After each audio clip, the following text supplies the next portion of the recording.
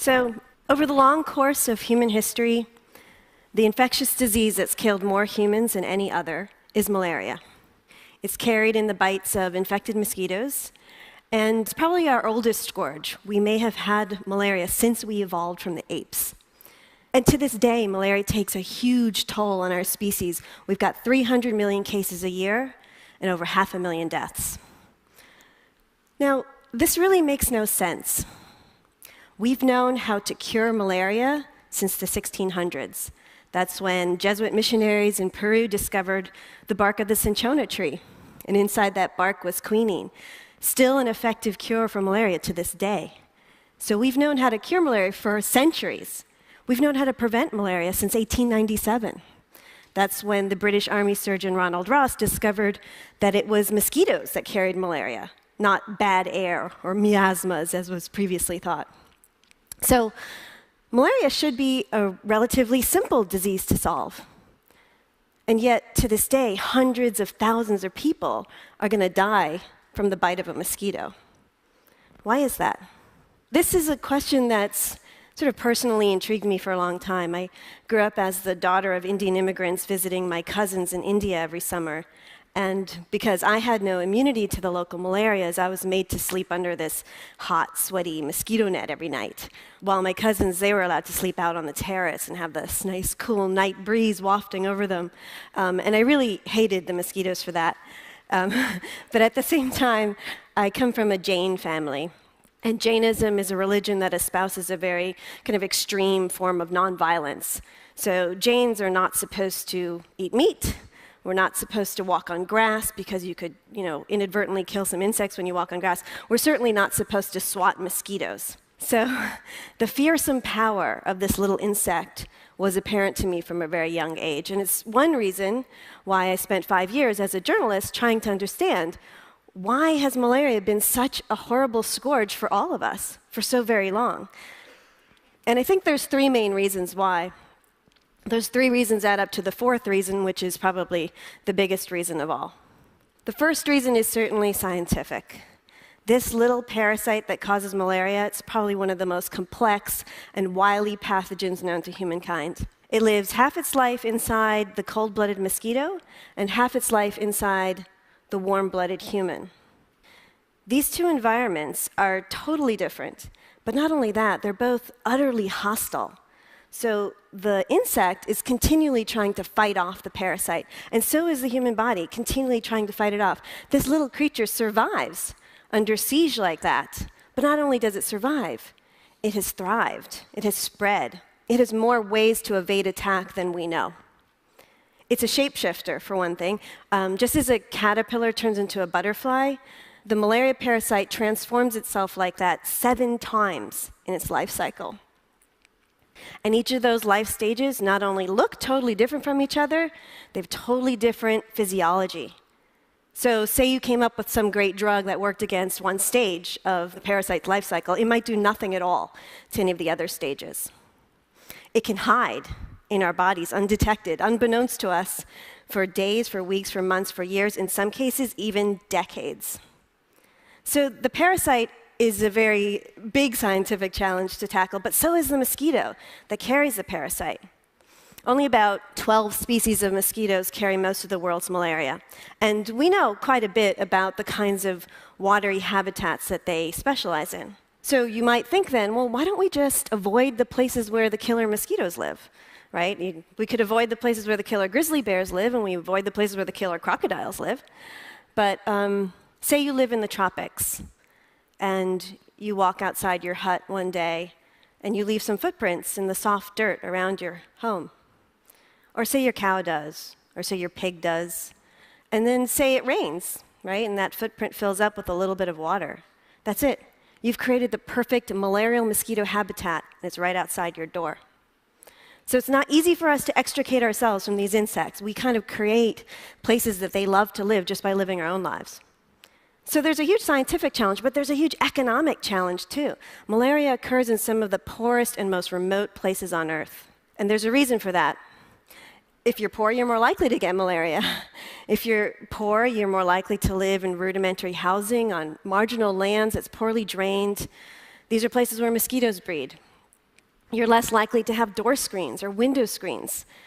You're less likely to have electricity and all the indoor activities that electricity makes possible. So you're outside more. You're getting bitten by mosquitoes more. So poverty causes malaria, right? But what we also know now is that malaria itself causes poverty.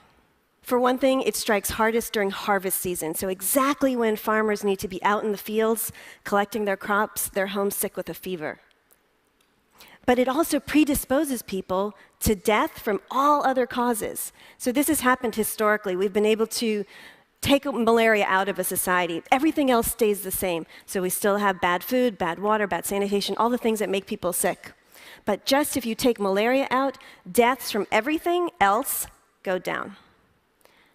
And the economist Jeff Sachs has actually quantified what this means for a society. What it means is if you have malaria in your society, your economic growth is depressed by 1.3% every year.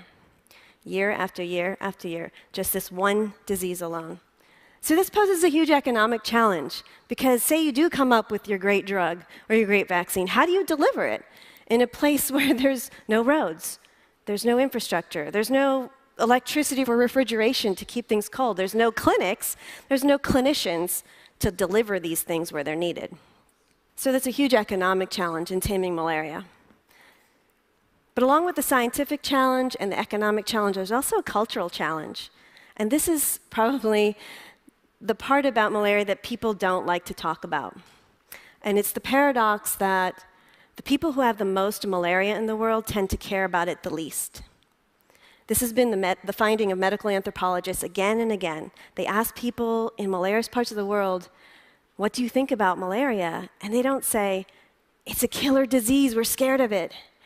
They say, malaria is a normal problem of life.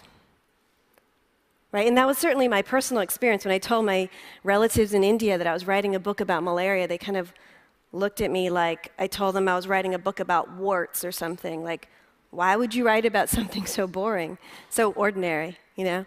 And it's simple risk perception, really. A child in Malawi, for example, she might have 12 episodes of malaria before the age of 2.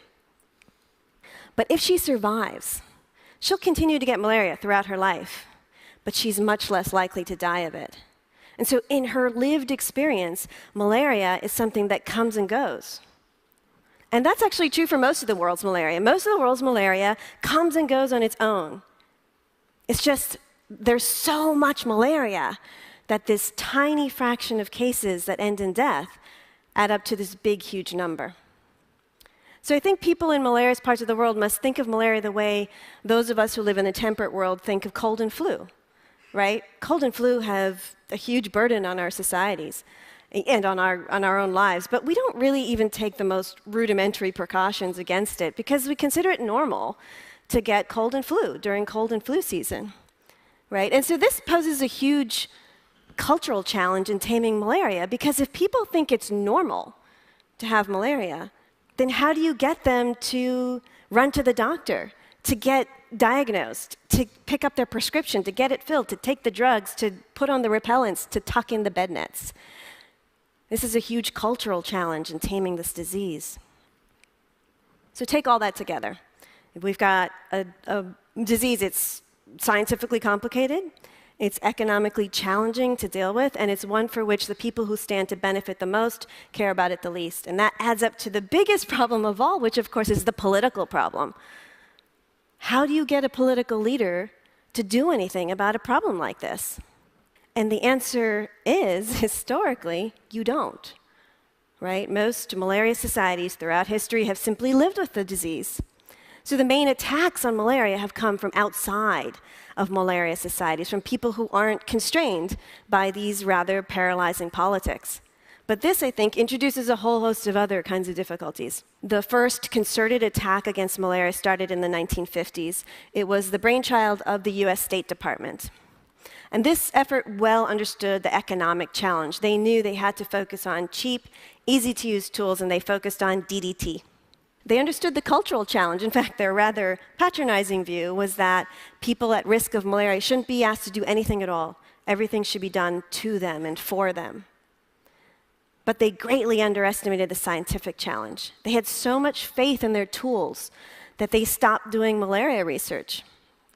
And so when those tools started to fail, and public opinion started to turn against those tools, they had no scientific expertise to figure out what to do.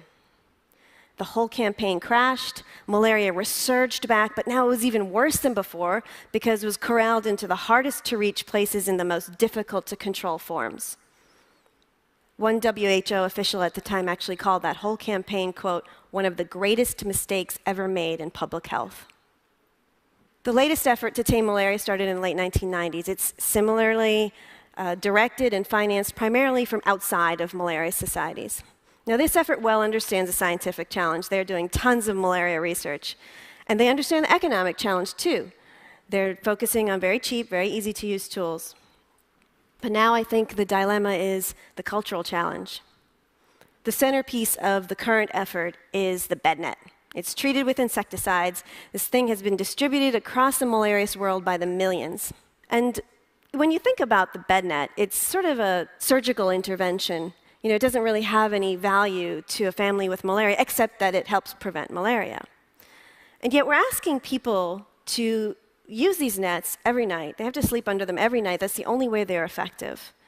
And they have to do that even if the net blocks the breeze, even if they might have to get up in the middle of the night and relieve themselves, even if they might have to move all their furnishings to put this thing up, even if they might live in a round hut in which it's difficult to string up a square net. Now, that's no big deal if you're fighting a killer disease, right? I mean, these are minor inconveniences. But that's not how people with malaria think of malaria. So for them, the calculus must be quite different. Imagine, for example, if a bunch of well-meaning Kenyans came up to those of us in the temperate world and said, you people have a lot of cold and flu. We've designed this great, easy-to-use, cheap tool. We're going to give it to you for free. It's called a face mask. And all you need to do is, wear it every day during cold and flu season, when you go to school, when you go to work. Would we do that? And I wonder if that's how people in the malarious world thought of those nets when they first received them. Indeed, we know from studies that only 20% of the bed nets that were first distributed were actually used. And even that's probably an overestimate, because the same people who distributed the nets went back and asked the recipients, oh, did you use that net I gave you? Right? Which is like your Aunt Jane asking you, oh, did you use that vase I gave you for Christmas? Right? So it's probably an overestimate. But that's not an insurmountable problem. We can do more education. We can try to convince these people to use the nets. And that's what's happening now. We're throwing a lot more time and money into workshops and trainings and musicals and plays and school meetings, all these things to convince people to use the nets we gave you. And that might work, but it takes time. It takes money. Takes resources, it takes infrastructure, it takes all the things that cheap, easy-to-use bed net was not supposed to be. So it's difficult to attack malaria from inside malaria societies, but it's equally tricky when we try to attack it from outside of those societies. We end up imposing our own priorities on the people of the malarious world. That's exactly what we did in the 1950s, and that effort backfired. I would argue today, when we are distributing tools that we've designed and that don't necessarily make sense in people's lives, we run the risk of making the same mistake again. That's not to say that malaria is unconquerable, because I think it is. But what if we attacked this disease according to the priorities of the people who lived with it? Take the example of England and the United States. We had malaria in those countries for hundreds of years. And we got rid of it completely. Not because we attacked malaria. We didn't. We attacked bad roads, and bad houses, and bad drainage, and lack of electricity, and rural poverty. We attacked the malarious way of life. And by doing that, we slowly built malaria out. Now, attacking the malarious way of life, these are things people care about today, right? And attacking the malarious way of life, it's not fast, it's not cheap, it's not easy. But I think it's the only lasting way forward. Thank you so much.